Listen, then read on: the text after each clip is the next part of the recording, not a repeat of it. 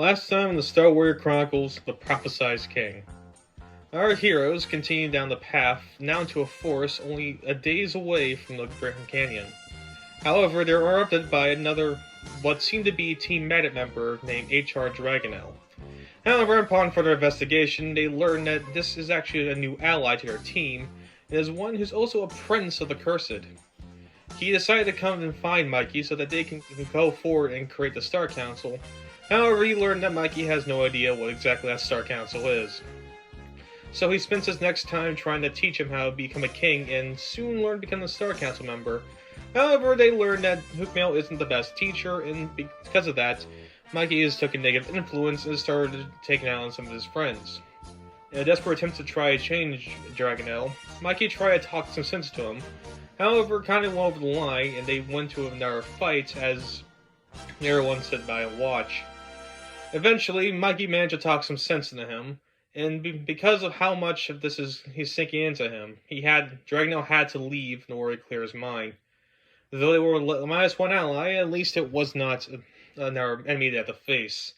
Still, there might be time where he might return. Episode 7, The Grand Trial. Night fell once more as our heroes took at the campsite. They spent that evening joking around and eating dinner while their fire was burning bright. From a distance, however, another fire was burning. It was too far from where they were, but was close enough to take notice. At the second fire sat Terry, who was taking his own break after setting up his fire. He seemed to have finished eating something as he sat on the log to his thoughts. Getting close. I can already hear them in the distance. He still looked uncertain as the voice of Fury spoke to them. "Stop doing that!"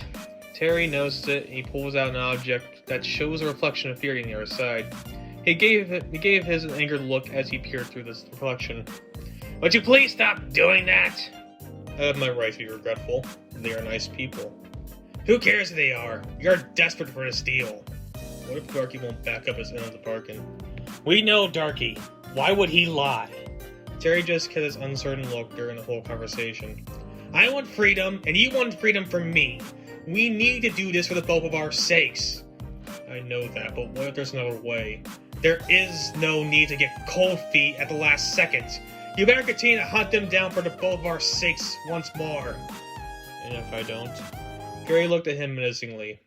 "I won't let you." Fury's reflection didn't went away as Terry calmly looked at his piece of glass. He put it away as soon as he heard the faint laughter in the distance. It soon became day as our heroes continued to truck along as their destination became clearer with each step. They soon found their way out of the forest to the site they all longed for. Behold its beauty, the Grand Canyon. Mikey and Sora looked in awe with David giving a determined look. "A little off schedule, but we got here in one piece. Now what?" They turned to Cody, who was pulling out a piece of paper. He read through it, and he soon looked at him confidently. "It says there's a secret chamber at the bottom that only the King of the Stars can open. Now it doesn't list any specific part of it. As opposed to start, we got a lot of time to think about it." Well, it's best to keep an eye out for other hunters as well. They could contain any abilities that's shadows. "Funny, let's just get going."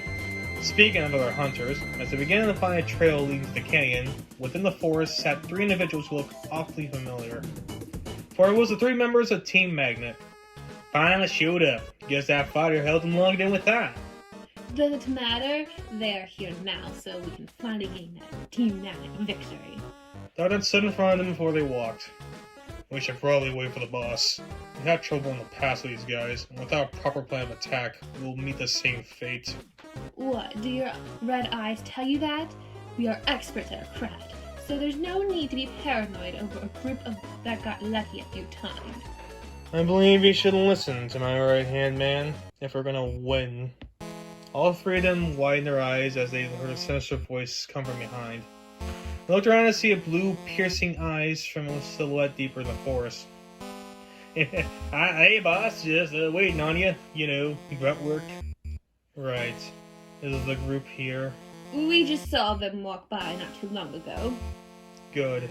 Looks like I made it in time. Think it would take them? We better for the sake of our organization. Even then, if we were to fail, we do have a backup plan. They all nodded, and they soon began a plan of attack. The heroes are now at the base level of the canyon. Though it wasn't a rough climb, it took quite a while for them to get down. But as soon as they finished the climb, they began their search. Sora thought of a conversation to pass the time. I remember hearing stories about my grandpa going to this place. So he did. What did he find? Not a whole lot. I think a few dinosaur bones or something. He was an archaeologist. Archaeologist? Did he ever tell you what it's like? Why? What do you want to know? Interested in dinosaurs? No, I remember a kid named Guy wanted to be one when he grew up. If you ever see that kid again, then you can tell him that it gets dusty, really dusty. I bet he knew that. Nothing like a little dirty work to get you going at your job. Do you have a job? You are at the age. David paused for a moment and he then took a deep breath. I didn't have a job. Most of my funding came from the guy who told me to find you. Cody snickered after hearing this. That's odd. Don't most grown-ups have jobs? They should if you want to live in this country. Even I have a job. Okay, first off, I'm not a part of this country. I spent most of my time up in Sarvania. Secondly, it's not like I did nothing in my past years. What did you do? Hang out with the guy who sent you? No, it's best that you don't know. How bad is it? It's not terrible, it's just when I tell you, you might think less of me. That's okay. I already think less of you anyway. David gave an unamused look as he took another deep breath. Don't listen to Cody. We won't. It's not like we know much about your origins. Alright, don't say I didn't warn you. With one last breath, he composed himself. I'm a leader of a biker gang. He looked back to see both Mikey and Sora gave him the same look. Not that big of a deal to you guys, eh? It's more like I kinda gathered with the bike and leather jacket. Oh, so your no-nonsense attitude. I mean, if I tell you the gang, you might think less. These are the Trailblazers. You mean the roughest gang in the Saurian desert? I heard they were pretty threatening. Of course we were threatening. Nobody wanted to mess with us. That's when I gave up hope for Sarvania and tried to make the best of what I got here. One day I got tangled with them after crossing their territory, but with my ability I managed to beat all of them. After I did, it looked at me with respect and thought I was their natural-born leader for the group. I went along with it. I was trying to look for a purpose, and with that, I turned the group into a name that should be feared. That's until I was called in to find Mikey. I wanted them to come with me, but they're committed to their territory. Mouse games are. I'm surprised you left yourself. At first I rejected, but the guys reminded me about what it was like at my home. As much as I like to ride, there really is no place like home. I do miss them. Maybe you can introduce us to them once this is all over. David gave her a smile as he knew how they felt. Possibly, but right now I have something more important to worry about. Looks over to Mikey, who was still searching. Right, and now that I think about it, maybe we can help me learn to be a leader. The King of Starvania and a biker gang leader are two separate things. I don't know anything about being a king. Speaking of which, I don't seem to find any particular spot here that spells out Starblade location. We have only been out here for a few minutes. There's plenty of canyon to look at. I did into the next few hours searching, but nothing seemed like it was pointing towards their goal. They all seemed pretty exhausted after a while, with literally no signs anywhere. Check most of this area, and I've seen nothing related to a sword thing. Yeah, it's negative for me too. David then marched over to Cody with an amused look. Well, genius, where is it? I'm just following what the paper said. David lifts him off the ground with a glare. Don't tell me we traveled all this way over to find out you have no clue where a damn thing is. So I rushed over to restrain David. Calm down, it's a secret thing, isn't it? You would only know so much. As the three of them were fighting each other, Mikey was investigating one area that seemed odd. He looked closer to see some scratches of the rock form into what seemed to be a star. He then released his Kazagora and slammed his fist on the wall. They all looked at him weirdly as they finally got off each other. Why did you do that? Mikey looked back at her with a straight look. I just had a feeling. We've been searching for hours at this point, and at times like this, it never hurts to try something out. After he said that, they heard rocks moving to the side of them. They rushed over to see the noise, only to find a formation of rocks pointing away to reveal this cave of sorts. They looked at each other unsure before one broke the silence. Would it hurt to check? We don't know what's in there. Could be in their hunter's track. Well, what if it's the Star Blade? Like I said, might as well try something. The forcefully walked in as silhouettes followed close behind. As they entered, it was a dark first room, but soon they saw green lights in the distance. Closer and closer, they see the green light encompass them. With one more step, they learned that the light was green stars floating all around them. So pretty. These stars must indicate that this is the right place. They didn't stop as they heard a mysterious voice from the distance. Unfortunately, not the right time. They didn't look over to see a man walking towards them. Though he was no normal-looking man, he had a star-shaped head that glowed yellow along his neck. He wore a cosmic purple robe with a stern look on his face and his arms folded behind him. Beside him was another man, short and also had a yellow star that was with his yellow robes. All except David looked at them confused. Lighten, Shine, pleasure to meet you both. They didn't look at him weirdly as well. You know these guys? They seem like they came out of a freak show. You can say. Shine, the small one, was the one who sent me to find Mikey. And as far as I'm aware, Lighten is his boss. Nice to meet your acquaintance. You guys as well. I would say the same had it not been for the circumstances of my interference. What do you mean by interference? Your forced dedication to Gilgan's fate. Against fate? Just who are you guys, and what are you even talking about? That won't matter in a second, for I'm here to right the wrongs that my apprentice made. How about you answer some of our questions first? He's one of the balancers of fate, obviously. The hell is that? It is as it sounds. Allow me to elaborate for your consideration. Lighten pulled out a wand he had behind his back. After it sparkled, they began to see visions of a cosmic stream right in front of them.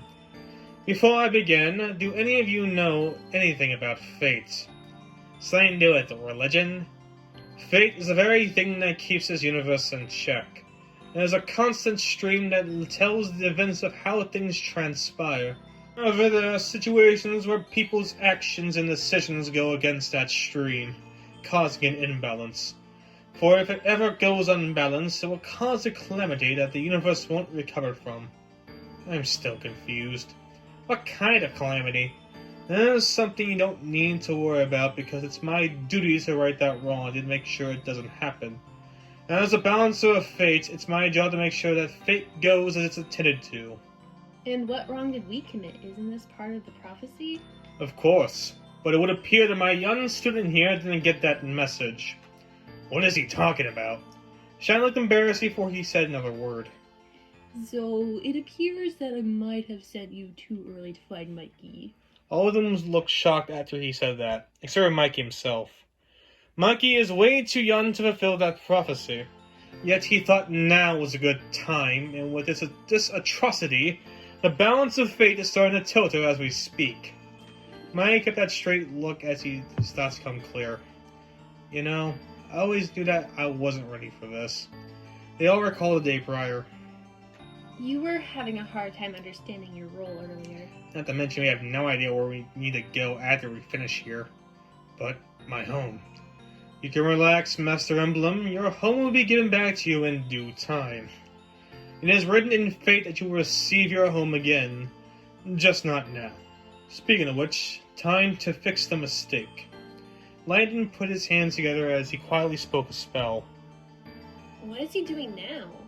He's going back in time so that I never told David to find Mikey. Which will undo everything we did. They didn't look distraught as Lighten was slowly casting the spell. Yes, but every action we make does have consequences, such as fate goes. Which means I never get the chance to meet my new friends. Or I get to explore the world like my dad. That's not entirely true.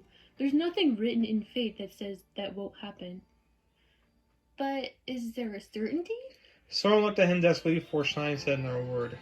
Unfortunately, no. Because in reality, this should have never happened. Sora then pulled tears out of her eyes and much went to confront her. Way to go! You just taught the loner the one thing they didn't want to hear, smartass. Cody then began to worry himself as he began to fear the worst. But is there another way? I want my home back, and these guys have their own goals to follow. We can't just walk all the way here only to find out we fucked up. I didn't let down the spell to give him a same stern look. He investigated Troublesome Group as he thought for a good moment. He didn't pull out the vision of the stream right in front of him. And I suppose there is another way to fix all of these without going back in time. That is, if Master Starticus is okay with it. They all looked at him unsure. Mikey, who was still confronting Sora, he looked at him seriously. Is that way gonna help me learn how to become a king? Of course. It is a responsibility you have to face one day. Right. In that case, what is it? The lion didn't walk towards him as he cast an illusion that spawned 6 shadows on it. You might not know this, but each Starticus goes through what many call the trial of the king. In your quest to become king of Starvania, you must undergo many tests to prove your worth. Yours was just going to beat Darky to reclaim the throne of Starvania. However, as we all know at this point, you're not ready yet. So your new trial requires that you face many foes to prove your kingship. Your first step, however, is receiving the Star Blade. After that, you must face and defeat 6 individuals who will test your skills, intelligence, grit, and abilities. The last of these foes is obvious. Darky, correct? Yes. And your first one is someone that you already know. He is currently hunting you right now. After some thinking, David came to a conclusion. Terry. Not necessarily Terry, but his alter ego. I beat him before. No, you haven't. You only managed to tame him. His spirit is one that doesn't lose easily, and it will take all of your skills to defeat him. Sora finally calmed down as she listened to the conversation. Helmet in his trials? If you wish, though I can't guarantee your safety. That's only for the threads of fate to decide. It's always about fate with you. Even then, how can we be sure I can do this? I still don't feel ready whatsoever. Langdon put his hand on his shoulder with a softer expression. Oh, my child, don't fret. Let me show you one last piece of information to make you feel better. The other reason I'm here is that your father sent me to put a Star Blade in this very place and keep watch until you showed up. Since it wasn't against my beliefs, I happily obliged. It is at the end of the hall on the pedestal, and one last thing he had was a message to give you. Though he wasn't ready for Darky that night, he still wanted to make sure you were ready for him. He then pulled out a small camera from his wand and gave it to Mikey. He looked at it, and after investigating for a bit, a screen appeared to reveal a tall man. This man wore yellow and blue armor, a gray cape, and a yellow crown over his long brown hair. He looked at Mikey warmingly, and the others held their gasp. Is that... Mikey's father, Obadiah Starticus. If this message is sent to whoever I told Lightning to send it to, then welcome, my son. It's so good to finally talk to you after all this time. It is what I would have said if I survived. If you're seeing this message, then I unfortunately no longer live in this universe. I was too careless, and the might of a wizard got to me. Yet I am not shaken for 1 second. For I know that you, my son Michael, will go out and save our kingdom. I hope you grow up to be a strong boy, stronger than your father. Not just for the sake of our kingdom, but for you. God, I wish I could see you grow up. There's so much I want to do with you, but I guess that life was never meant for me. But it is meant for you. So don't stand down for 1 second. You're so much more than I can ever be, and because of that, I believe you can win. Just remember I love you. And as I am in the great beyond, I can here be proud of you. I know you can do it. The voice gets interrupted as another voice from the hologram appears. Your Majesty! The Dark Warriors have arrived at the castle! The hologram of Obadiah sighed in frustration, and he then turned back to face Mikey. Seems my time has cut short. There's so much I had left to say, but I guess that'll be saved for another time. Good luck, my son, and stay strong, for you are, and always will be, a Starticus. The hologram closes up to reveal tears dropping from Mikey's eyes. That was his last will to you. So will ask once more, what is your choice, Mikey? Mikey took a moment to cry for some more, but the others looked at him worriedly. Dave walked over and gave him a hug with some tears himself. It's alright, Mikey. It's what he had to do. Sora then went over to do the same. It's okay to cry. I heard it's healthy for you. Cody stood by and just gave him a pat on the back. I'm sure it wasn't your dad's intention to come to this. They let go of him so that Mikey could finish his last years.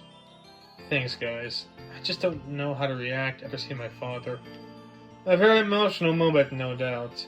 Mikey thought for a moment before he wiped away some of his tears and looked at Layton confidently. Okay, I'll undergo the trial of the king. Positive? It's gonna take years to do. I need to get ready for Darky to fulfill my dad's last wish. And in order to do that, I need all the training I can get. Facing these guys help you become better with each step. The others nodded confidently as well. Very well, then go ahead and complete the first step. Trial 1. The Star of Layton is now in effect. Layton Shine stepped to the side as they allowed the four of them to pass. They then saw the narrow and long hallway that led to another cave. Before they took another step, they heard a voice come behind them. Not so fast, wicked people. They insanely dodged strings coming their way after they heard the voice.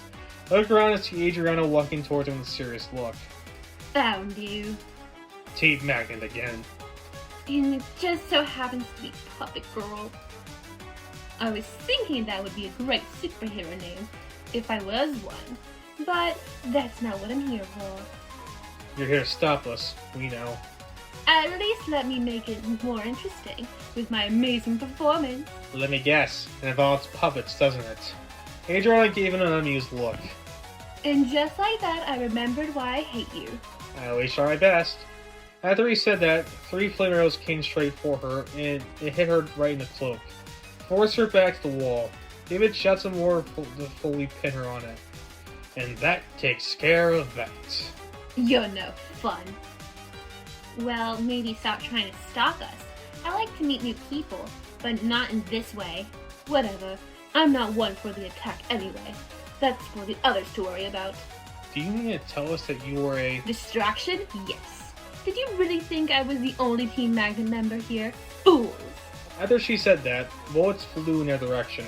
It looked to see both Joe and Darknut stand there menacingly. God damn it, my aim is getting worse. That somehow doesn't surprise me. The 4 of them got into a battle stance except for Cody who stood behind them. And now we have Joe and the other guy from town. Fascinating. I have a name, you know. Doesn't matter. Time for the killing to begin. Woo-wee! What does the other guy do again? He sees 5 seconds in the future.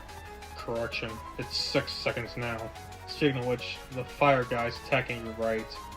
Joe shot over there with David barely dodging the bullet. It did cause him to hit the wall hard. Great.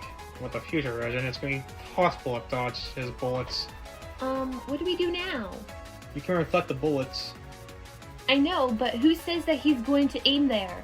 That's right, dumbasses. This is the true power of Live the Fire Another Day. Now you don't know what to do. Joe then pointed a gun in their direction waiting for Darknut's vision. Which way they dodging, buddy? Darknut then widened his eyes after the vision ended, and he looked at him warningly. Joe, don't fire that gun. It was too late as Joe pulled the trigger straight towards Sora. Mikey pushed her out of the way instinctively, and put his cosmic oars up in hope to defend. He then tried to punch a bullet in desperation, causing a star-shaped beam to shoot directly towards Joe. Joe, not knowing what to do, bounces back in pain after the beam lands. Everyone looks surprised as Mikey after the bullet shot. I didn't know you can do that. Neither did I. Is that part cosmic? I don't look back at them sweating. Oh shit. The others decided to think about it later, and they all stood up certainly towards the shaken Darknut. He just pulled out his sword and he tried to get serious. I'm not going down without a fight. You try to kill me and my friends. Think we'll just let you off easy? Of course not, you have the souls. That's why I'm gonna tire you out the best way I can. So perceptive. I'm surprised you didn't see this coming. The dark vision showed the Phoenix image behind him, and he looked around to see the Firebird hit him hard. Cody cheered in excitement, and they all took a sigh of relief after they won the fight. That was easier than I thought. Yeah, but what was that beam attack you had? I honestly don't know. Guess it's a part of me. I really wish there was a way to learn my powers. Well, we'll figure it out later. Let's go get the blade and get out of here before they get back. They nodded at their heads in understanding, but stopped as they heard a voice of darkness behind them get up to say something. Don't get too confident, Star Warriors. Still awake, are we? They walked over him with a flame bow still in his hand. Just what do you tend to do next? Nothing, because you'll be facing him next. Who? The boss. All four of them stop as the situation became a little dire. And what does your boss do? Like I tell you, we figured we wouldn't win, so in last-ditch effort, we called for the help of our boss. By the blades we spent all this time fighting. As of now, he sits all rested and ready to go. You don't stand a chance again. We beat you guys, how hard can this guy be? He is the strongest member of our group. No man can match his power. Time for you to meet your end. For the glory of Team Magnet. Bernardin finally passed out as the others looked at each other warningly. I'm sure he's bluffing. No one can hold that claim. Not even Darky himself. Are we, though? We need the blade, don't we? Of course. And we aren't going to let some dumb attempt of a threat stop us. I nodded as they continued to walk further down the hall. They slowly walked as the thoughts of who the boss is flutters around their mind. It took a few more steps to approach the other cave. I looked around to see a large circular room that had staircase leading up to the pedestal. With a crack in the wall revealing light, it shines down upon the sword with the blade itself covered in a rainbow, and the hilt being gray with 5 circular holes through the crossguard. There it is. Guess you're right all along, Cody. Haven't been around yet, factually speaking. I can't believe I'm actually here right now seeing it. It's one of the first of my many trials for me. Hopefully this will help me learn how to become a king everyone expects me to be. They didn't let Mikey walk up the stairs, only to stop as they heard a voice of someone from on top. If only it was that easy for you. All of them look up to see a mysterious shadow stay on the roof of the cave, only its blue eyes piercing through them. Yet, as the old saying goes, all good things must come to an end. So are you that Team Magnet boss? Doc not told you about me. How thoughtful of him. Let's just hope he told you nothing else. Now believe me, he told us everything about you. The figure chuckled as Cody's confidence diminished a little bit. The figure then reveals his claw hands with long arms of 6. 3 of each side of his body help him climb down to their level. Nice try, boy, but I see through all kinds of bluffs in my day. Though I don't have his vision, I can easily see through idiot remarks no matter their confidence. Even then, if you really did know a lick of what I am, it wouldn't help you that much, since I'm the being that can't be defeated no matter how hard you try. He didn't appear to the light of the cave to show something they didn't anticipate. It was just a gray head with a face stuck on a chair with the already mentioned arms. Yet David knew instantly who it was. Peterson. It's been a while, Emblem. How's the family? Dead, thanks to you. Right, that fact must have slipped my mind. You know this guy? He's the reason I hate people. Come now, I can't be the only reason that's the case. We have a history, remember? Not the kind of history I like to have, jackass. No need to get vulgar. It won't matter much anyway. I must say, congrats on your victory against my co-workers. Though they are tough, you managed to beat them with all your members intact. David just kept giving him an enraged look as the others looked at him determinedly. Fortunately for me, you were predictable enough so that I was able to see you coming here before you guys had the chance to know what's happening. Now then, let's see why you guys beat all of them. They all got a stance, only for David to rush up with his flame bow and attack him directly. That eager to fight, huh? I'll never forgive you for what you've done to me. It seems there is no reasoning with you. A pity. Pearson then grabbed him by the head and tossed him aside the wall hard. He looks over to see both Mikey and Sora attack him head on. Cody warned him not to. Did you gotta hit your head on a rock or something? We need to learn his ability. He's not going to present it to us. Because I don't need to in order to beat you. My claws are too deadly for anyone to beat. Too predictable. He then tossed his claws, forcing the two aside with ease. And here I thought it would get a challenge. Or was this when Darky invaded? He then turned around to see David stand there still conscious. I beg your pardon? You remember that night, don't you? All of a sudden, a phoenix bird appeared from David's back to attack Pearson hard. I remember that night all too well. But what you did is something very hard to forget. I honestly have no idea what you're talking about. That's funny, for it was you who did all of that. You and my dad were fellow captains, tasked by the king that night. And when you took one glimpse of Darky's power, what did you do? You fled like a coward. You left my father to die to him as you ran away for your own safety. I did what I had to do to survive. David forced many flame arrows over Pearson's claws. You did what you needed to do, not because you were selfish. My father was your best friend. You two had each other's back no matter what. He stood up for you every chance he got. You just abandoned him in our hour of need. He trusted you to do one simple thing, and you couldn't even do that. Tears poured from David's eyes as Mikey and Sora slowly got up from their position. You let him die right in front of your eyes, you selfish bastard! And do you feel any remorse of that? Of course not. I bet you barely remember his name. It wouldn't happen to be Dexter, would it? David looked stunned with his response, and he forced his flame bow on Pearson as Pearson freed some of his claws to stop it. His name was Drew Emblem, you son of a bitch! David kept angrily forcing the sword straight towards his face. Pearson continued to force it back, and it got to where Pearson freed his other claws and scratched David's back. Blood spewed from the place Pearson scratched, and David held on to it in pain. Lucky you. If I was a split second faster, that would have been fatal. Doesn't mean much anything at the end. You'll die all the same. Pearson slowly moved his way towards David with a stern expression. Thinking fast, David looked over to Mikey, motioning towards the sword. Your father was an idiot. He knew our powers combined wouldn't stop that wizard. And you said no man alive can beat you. Darky is no man. He is beast beyond our own will. I told him to leave with me, and he chose death. Don't blame me for your father's mistakes. Even if that was true, you had no right to do what you did. Pearson grabbed him once more, and he held him tight as David screamed in pain. Shut up, you. Do you know what's right? You're trying to attack that madman to save your home. With what power? The king fell to him. In what right mind do you have that could possibly save your home? He didn't hear the smell sound behind him right after he said that. He looks around to see Mikey stand there stooped with the star blade taken off out of the pedestal.